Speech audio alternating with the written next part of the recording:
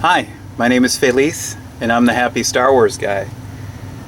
Today, I am working on, this was a really, inexpensive Ewok that I got on eBay. And I'm going to do a little detailing to, I don't know if you can see that, pull in the light here a little bit better. Do a little detailing on the face, and of course I use the green stuff, which you use in modeling, and I'm going to need to paint over that. Try to do some detailing and make it scruffy so it looks like fur. I am working on a diorama, and here is C-3PO with a gift in his hand, and the gift is going to go all the way across here. And it's going to be a big box. He's going to hand it to an Ewok, and we're going to just start kind of painting. So to do that, I'm going to use this base Mechanicus from Citadel, which you can get at a local comic shop. I get mine at Fantasy Flight in St. Louis. This is a white, and this white is matte white, and I got this on eBay, Amazon, the Army painter war paints that you can get on Amazon. Really not too bad of a price. So I'm going to do a mix here because this Ewok is supposed to be kind of a lighter color, but we're going to do a little bit of a mix and get a little different because Ewoks kind of looked, well, they were all a little different, and so we have a little play to do with that. So I am going to grab a brush and get some gray to come out of this so we can mix it in with the white and kind of lighten things up. And it looks like we're going to add a little bit more white, maybe. Let's see how we do. We might even put a little some stripes in too. We'll see. Just kind of make it a unique Ewok, other than what we've seen in the, the traditional action figures. And do just another drop of white. Oh, that was a little much. We'll see how it goes. I do have a couple more figures here to work with this diorama I'm doing for Christmas. And so yeah, I like that color. Maybe we're going to add just a little bit of demonic yellow just to give it a little different perspective. Put in that. Let's see what happens when we do that. Of course, it looks like mustard right now with some gray, but it'll really change the pigment in there just enough. Yeah, let's add a little bit more.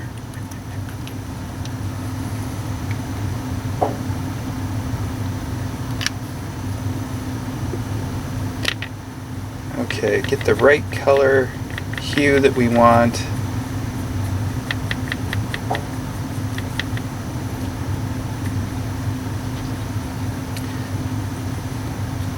And then we can just start going over. Yeah, see how that turns out? It's kind of a nice, subtle gray. We'll end up going over it with some dry brushing, but for right now, we're just kind of covering up this green stuff just to give it a nice overcoat. Okay. So this Ewok is going to end up being kind of grayish. And we can go over it again with some layering. And we'll do that again later. We're not going to have time to do it today because this will have to dry. But it'll give a nice base coat, which is what I was seeking out to do today. So, as always in these painting sessions, I like to talk about some other aspects of Star Wars that I just find really interesting. One of the things in Star Wars, and one of the subscribers had asked that I talk about Darth Krayt and Darth Talon, and well, they're really interesting in the legends. Darth Krayt and Darth Talon were Sith about 139 years into the future after Return of the Jedi. And this comic book series that Dark Horse put out, it was called Star Wars Legacy. And Star Wars Legacy really went off a lot of the storyline that happened in the books, in the expanded universe, and now it's called Legends. And well, we see that there is a new Sith rule, and it is that all Sith are one, and Darth Talon did that. And Darth Talon's origin story, not Darth Talon, I'm sorry, Darth Krayt. Darth Krayt's origin story is really interesting, and here's why. Darth Krayt was a Jedi during the Clone Wars, and so let's do the math. He was already an established Jedi during the Clone Wars, and he was an adult, and he ended up not getting killed during Order 66. And what that meant is that he is probably, like 160 years old or so. And I could be a little off. I'm not checking. I'm just going by memory while I'm painting this figure. So Darth Krayt was an interesting character because he is from the Clone Wars, and his original name is Asherard Het. And Asherard Het hid as a Tusken Raider on Tatooine. Now, we all know who else is on Tatooine after Revenge of the Sith. Obi-Wan Kenobi. And Obi-Wan's job was to hide Luke Skywalker, the son of Anakin Skywalker. So when Asherard Het came out and Obi-Wan ended up fighting the Tusken Raiders to protect Luke, Obi-Wan pretty much told Asherard Het he had to leave so he could hide Luke Skywalker. Asherard Het ended up leaving and then ended up being picked up by the infamous Yuuzhan Vong. And the Yuuzhan Vong were a group of aliens that ended up coming from another galaxy far, far away. And they ended up really destroying a lot of the galaxy. And Yuuzhan Vong were big into organics. And they were usually manipulating organic material to be functional, instead of focusing on a lot on inorganic things like technology and computers and stuff and data pads and all that fun stuff. They had an organic solution to that issue. And so what happens is Asherard Het gets found and ends up being a test subject. The Yuuzhan Vong are really interested in the Jedi, as they say, and they ended up doing tests on him. And a Jedi by the name of Vergere ends up studying the Yuuzhan Vong during the Clone Wars and becomes a friend of the Yuuzhan Vong and meets with Asherard Het. Now Asherard Het thinks, oh great, another Jedi, he's going to save me. But no, Vergere is this really Vergere must be a gray Jedi because he is not opposed to the torture that they put on Asher Ardhett. And in doing so, they create, inevitably, Darth Krayt. They end up using Asher Ardhett's body to wear this armor that's organic, but and because Asher Ardhett has the Force, he's able to withstand the power of this organic entity. But over time, the organic entity, Asher Ardhett really struggles, or rather Darth Krayt struggles to maintain his health with this entity that is foreign to his body. So the Yuuzhan Vong end up harming Asher Ardhett, Darth Krayt. And Darth Krayt uses his knowledge of the Force throughout this story to try to figure out how to beat death. And several times throughout the story of Asher Ardhett, Darth Krayt, he goes into a Force stasis and keeps his trusted Sith advisors to guard his body so that he can come back in the Force. Because as we know, the Force is powerful and can help people live longer if they're on the dark side, usually. And so with that being said, Darth Krayt ends up being this Sith ruler of the galaxy with the rule of the Sith and the rule of one, which is really interesting because in this idea, all are one in the Sith. And everyone is quote-unquote equal, but everybody respects Darth Krayt and would not cross him. And Darth Talon is one of his trusted minions, and in the comic book, we get to see her rise up. She is a Twi'lek who ends up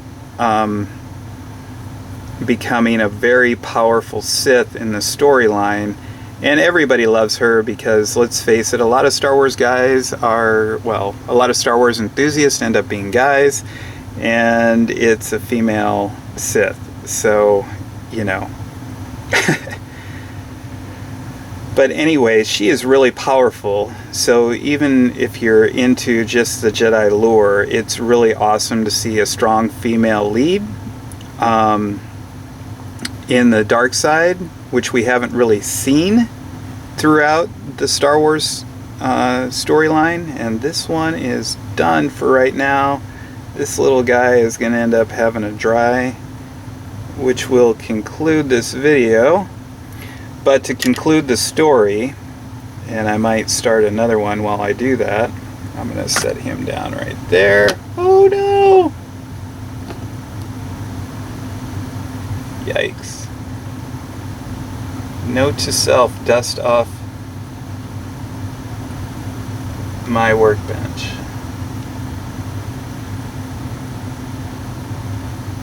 Oh dear. I am gonna go have to get a, I'm gonna have to go get a stand.